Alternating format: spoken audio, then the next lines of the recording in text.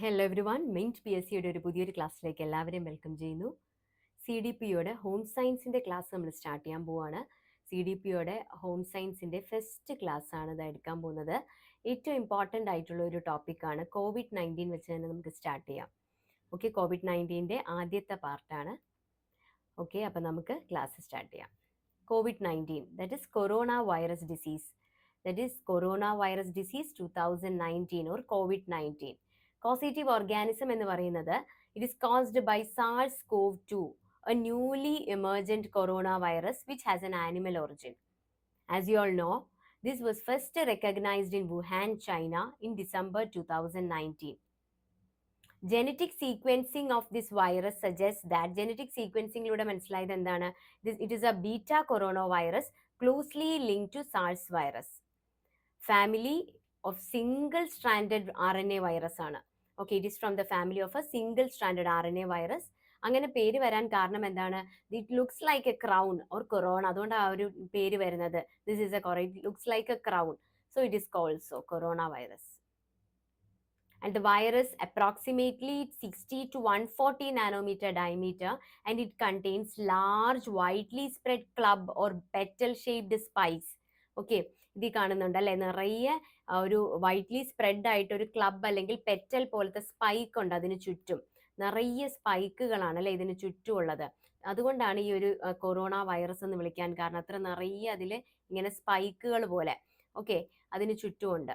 Although the high temperature decreases the replication, it can resist the ഇതിന്റെ പ്രത്യേകത എന്ന് പറഞ്ഞാൽ ആ ഹൈ ടെമ്പറേച്ചർ വന്നു കഴിഞ്ഞാൽ ഈ ഒരു വൈറസിന്റെ റെപ്ലിക്കേഷൻ തടയാൻ പറ്റും. പക്ഷേ കോൾഡ് ടെമ്പറേച്ചറിനെ റെസിസ്റ്റ് ചെയ്യാൻ ഈ ഒരു വൈറസിന് കേപ്പബിലിറ്റി ഉണ്ട്. അതുപോലെ ഈ ഒരു വൈറസ് UV റേസിന് സെൻസിറ്റീവ് ആണ്.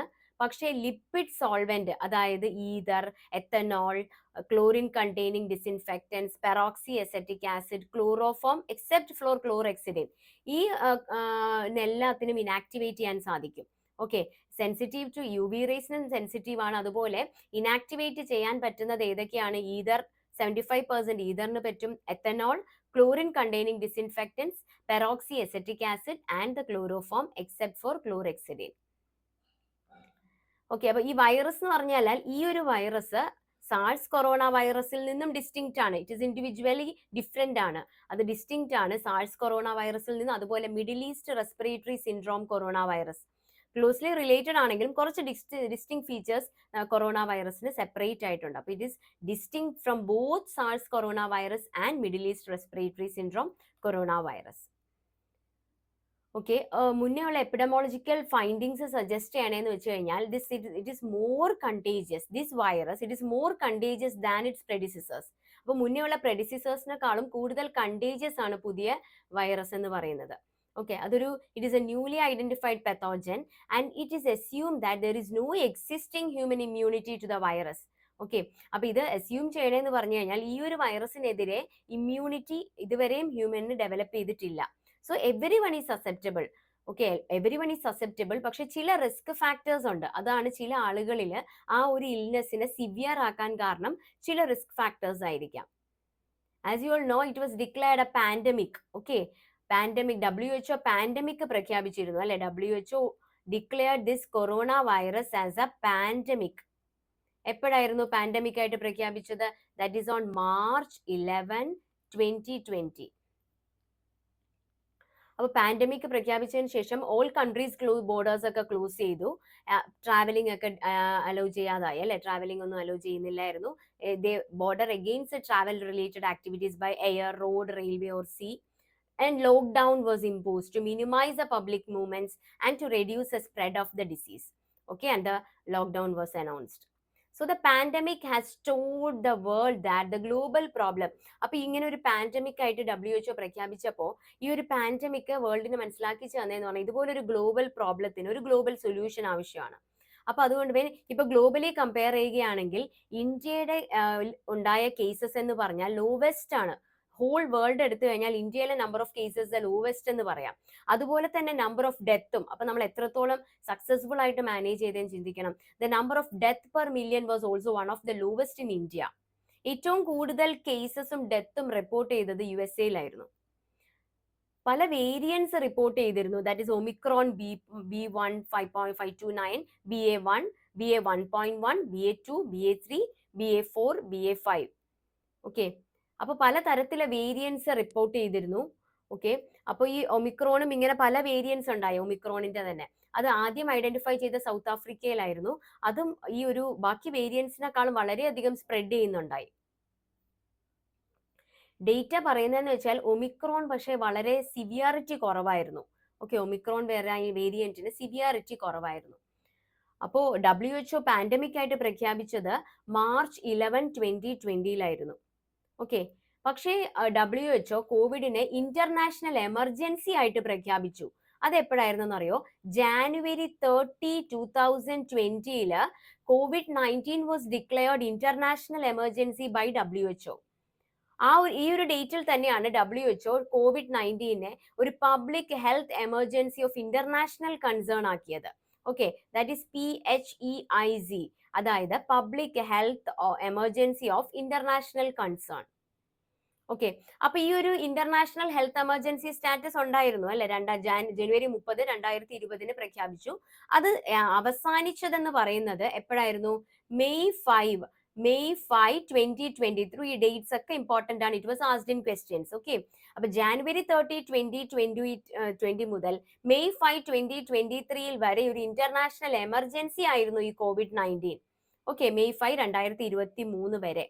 അതിനിടയ്ക്ക് March 11, 2020 WHO ഒഫീഷ്യലി COVID-19 ഒരു പാൻഡമിക് ആയിട്ട് പ്രഖ്യാപിച്ചു അല്ലെ, നേരത്തെ നമ്മൾ പറഞ്ഞിരുന്നു അല്ലെ. March 11, 2020 officially. അപ്പൊ January 30, 2020. Okay, March 11, 2020. അപ്പൊ ഈ ഒരു 3 ഡേറ്റ്സ് ഇമ്പോർട്ടന്റ് ആണ്. First January 30, 2020 international emergency. അത് കഴിഞ്ഞ് March 11, 2020 എന്തായിട്ട് പ്രഖ്യാപിച്ചു? ഒരു പാൻഡമിക് ആയിട്ട് പ്രഖ്യാപിച്ചു അല്ലെ, പാൻഡമിക് ആയിട്ട് പ്രഖ്യാപിച്ചു. January 30 ഒരു ഇന്റർനാഷണൽ എമർജൻസി സ്റ്റാറ്റസ് കൊടുത്തത്. ഓക്കെ, ഇന്റർനാഷണൽ എമർജൻസി, അതായത് PHEIC, that is public health emergency of international concern. അപ്പൊ ആ ഒരു സ്റ്റാറ്റസ് എപ്പോഴാ തീർന്നത്? 2023 May 5 അവസാനിച്ചു. ഓക്കെ, അപ്പൊ ഈ 3 ഡേറ്റ് കോവിഡിനെ സംബന്ധിച്ചോളം വളരെ ഇമ്പോർട്ടന്റ് ആണ്. ഇപ്പൊ ഡയറക്റ്റ് ക്വസ്റ്റ്യൻസ് മാത്രമല്ല, സ്റ്റേറ്റ്മെന്റ് ക്വസ്റ്റ്യൻസും അതുപോലെ അസേർഷൻ റീസണിങ് ക്വസ്റ്റ്യൻസ് ഒക്കെ വരുന്നതുകൊണ്ട് വളരെ പഠിക്കുന്ന ടോപ്പിക്സ് വളരെ ഡെപ്തിൽ തന്നെയാണ് നമ്മൾ ക്ലാസ് പ്രൊവൈഡ് ചെയ്യുന്നത്.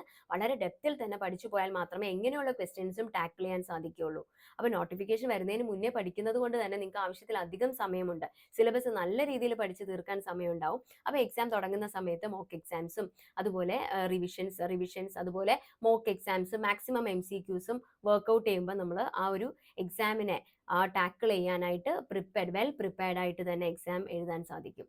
ഓക്കെ, അപ്പൊ വെച്ച് താമസിപ്പിക്കാതെ എല്ലാവരും നല്ല രീതിയിൽ പഠിച്ചു തുടങ്ങണം. കാരണം എക്സാം ഡേറ്റിന് കാത്തിരിക്കരുത്. ആ ഒരു സമയത്തെ ഹറിബറി പഠിത്തത്തെക്കാളും ഏറ്റവും നല്ലത് വളരെ സമയമെടുത്ത് നല്ല രീതിയിൽ തറവായിട്ട്, കാരണം ഇപ്പോൾ PSC മാറിയിരിക്കുകയാണ്. മുന്നത്തെ പോലെ ബൈഹാർട്ടായിട്ട് പഠിച്ചു പോയി എഴുതാൻ പറ്റുന്ന എക്സാംസ് അല്ല ഇപ്പോൾ അല്ലെ. കുറച്ച് കൺസെപ്ച്വലി എല്ലാ കൺസെപ്റ്റ് വൈസ് പഠിച്ചാൽ മാത്രമേ, കുറച്ച് ഡെപ്തിൽ ഇറങ്ങിച്ചെന്ന് പഠിച്ചാൽ മാത്രമേ ഇപ്പോൾ ക്വസ്റ്റ്യൻസ് ആൻസർ ചെയ്യാൻ സാധിക്കുകയുള്ളൂ. കാരണം അത്ര ഡെപ്തിൽ നിന്ന് തന്നെയാണ് ക്വസ്റ്റ്യൻസ് വരുന്നത്. അസേർഷൻ റീസണിങ് സ്റ്റേറ്റ്മെന്റ് ക്വസ്റ്റ്യൻസ് ഒക്കെ വരുന്നുണ്ട്. അപ്പോൾ മാക്സിമം എത്രത്തോളം MCQs പ്രാക്ടീസ് ചെയ്താൽ മാത്രമേ അത്രത്തോളം രീതിയിൽ ക്വസ്റ്റ്യൻസ് ടാക്കിൾ ചെയ്യാൻ സാധിക്കുകയുള്ളൂ. സോ അങ്ങനത്തെ രീതിയിൽ സ്റ്റഡി. അപ്പൊ നമ്മൾ ഹാർഡ് വർക്ക് അല്ല ഇനി വേണ്ടത്, സ്മാർട്ട് വർക്ക് ആണ് വേണ്ടത്.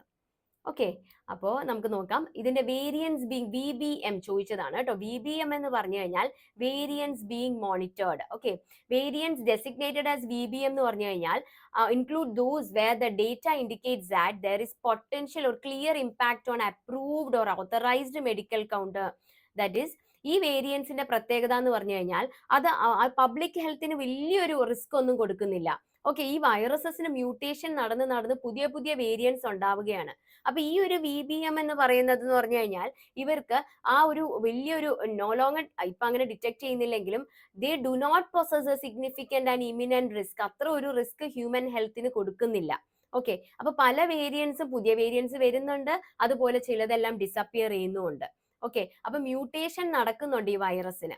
ഓക്കെ, അപ്പൊ ആദ്യത്തെ കേസ് റിപ്പോർട്ട് ചെയ്തത് എന്നായിരുന്നു? January 30, 2020 ആദ്യത്തെ കേസ്. അപ്പൊ ഫസ്റ്റ് കേസ് റിപ്പോർട്ട് ചെയ്തത് January 30, 2020. അപ്പൊ അന്നത്തെ ദിവസത്തെ തന്നെയാണ് ഇന്റർനാഷണൽ എമർജൻസി പ്രഖ്യാപിച്ചത് അല്ലെ. 3 ഡേറ്റുകളാണ്. January 30, 2020 first case was reported and the COVID-19 was declared international emergency by WHO. March 11, 2020 it was declared pandemic. May 5, 2023 the international health emergency status was ended. Okay. അപ്പൊ ഈ dates വളരെ important. അപ്പൊ first case report ചെയ്തത് കേരളയിലാണ് January 30, 2020. അപ്പൊ ഇന്ത്യയിൽ currently India has the largest number of confirmed cases in ഏഷ്യയിൽ എടുക്കുകയാണെങ്കിൽ. Okay, അപ്പൊ ഔട്ട് ബ്രേക്ക് ഒരു എപ്പിഡമിക് ആയിട്ട് ഡിക്ലെയർ ചെയ്തിരുന്നു. അത് എന്തിന്റെ പ്രകാരമാണ്?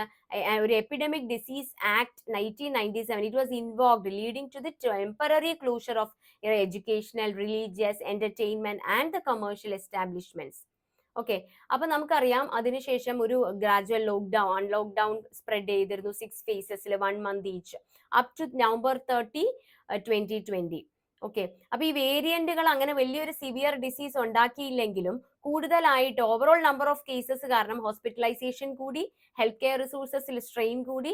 അതുപോലെ തന്നെ ഈ ഒരു ഡിസീസ് വരുമ്പോൾ റെസ്പിറേറ്ററി കോംപ്ലിക്കേഷൻസ് കൂടുന്നതും അത് കാരണം അത്രമാത്രം ഡെത്ത് ഉണ്ടാവുകയും ചെയ്തിട്ടുണ്ട്. ഓക്കെ, അപ്പൊ ഹെൽത്ത് ഫെസിലിറ്റീസ് അത്രയും സക്സസ്ഫുൾ ആയിട്ട് മാനേജ് ചെയ്തുകൊണ്ട് തന്നെയാണ് അത്രയും നമുക്ക് സക്സസ്ഫുൾ ആയിട്ട് നമുക്കത് കൺട്രോൾ ചെയ്യാൻ സാധിച്ചത്. ഓക്കെ, അപ്പൊ 3 ടയർ അറേഞ്ച്മെന്റ് ആയിരുന്നു ഹെൽത്ത് കെയർ ഫെസിലിറ്റീസ് പ്രൊവൈഡ് ചെയ്തത്. അതായത് കോവിഡ് കെയർ സെന്ററുകൾ ഉണ്ടായിരുന്നു, ഇതിൽ ഐസൊലേഷൻ ബെഡുകൾ, അതായത് സിംറ്റംസ് ഉണ്ടാവുന്നതിനും മൈൽഡ് ആയിട്ടുള്ളവർക്കും സിംറ്റം ഇല്ല പ്രീ സിംറ്റമാറ്റിക് കേസസിനും. അതുപോലെ DCHC അതായത് ഡെഡിക്കേറ്റഡ് കോവിഡ് ഹെൽത്ത് സെന്റേഴ്സ് ഉണ്ടായിരുന്നു. കൂടുതൽ റെസ്പിറേറ്ററി ട്രബിൾ ആയതുകൊണ്ട് ഓക്സിജൻ സപ്പോർട്ട് കൊടുക്കുന്ന ബെഡുകളും മോഡറേറ്റ് കേസസിനൊക്കെ. പിന്നെ ഡെഡിക്കേറ്റഡ് ആയിട്ടുള്ള കോവിഡ് ഹോസ്പിറ്റൽസ് ഉണ്ടായിരുന്നു, അവിടെ ICU ബെഡുകൾ സിവിയർ ആവുന്ന കേസസ്. അങ്ങനെ 3 ടയർ മാനേജ്, അതായത് isolation bed with oxygen support, അതുപോലെ ICU ബെഡ്. ഇങ്ങനെ 3 തരത്തിലുള്ളയായിരുന്നു, 3 ടയർ മാനേജ്മെന്റ് ആയിരുന്നു ചെയ്തത്. അതായത് ഫസ്റ്റ് ഐസൊലേഷൻ ബെഡ്, അത് കൊടുക്കുന്നത് മൈൽഡ് ആയിട്ടുള്ള കേസസിന് അല്ലെങ്കിൽ പ്രീ സിംറ്റമാറ്റിക്. അടുത്തതായിട്ട് ബെഡിൽ തന്നെ എന്താണ്, ഓക്സിജൻ സപ്പോർട്ടഡ് ബെഡ് ആയിരുന്നു. മൂന്നാമത്തെ തരത്തില് വളരെ സിവിയർ കേസിൽ ICU ബെഡുകൾ പ്രൊവൈഡ് ചെയ്തിരുന്നു. ഓക്കെ, അതുകൂടാതെ tertiary care hospitals under ESIC, defence, railways, paramilitary force, steel ministry, അവരെല്ലാവരും ഒറ്റക്കെട്ടായി നിന്നത് കൊണ്ട് തന്നെയാണ് ഹെൽത്ത് കെയറിന് അത്രയും സക്സസ്ഫുൾ ആയിട്ട് ഈ ഒരു കണ്ടീഷനെ നമുക്ക് ഓവർകം ചെയ്യാൻ സാധിച്ചത്.